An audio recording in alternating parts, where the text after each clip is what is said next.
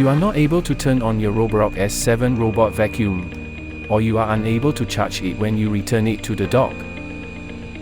Do you need help to fix it? I've got you covered. See how we've helped customers with their problems. Our customer came to us with a Roborock S7 robot vacuum that was not able to be recharged when it returned to its docking station. The customer asked us to fix it and we started diagnosing. We tried to turn on the robot vacuum, but it wouldn't charge or turn on, even though it was connected to the dock.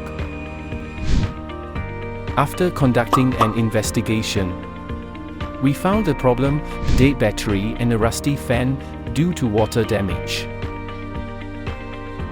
Then we recommend a battery replacement and fan replacement, plus a deep cleaning service to restore its peak performance.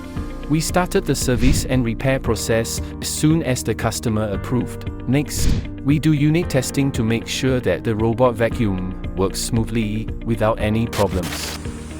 And finally, the robot vacuum can be turned on and work with maximum performance. Are you facing a similar situation?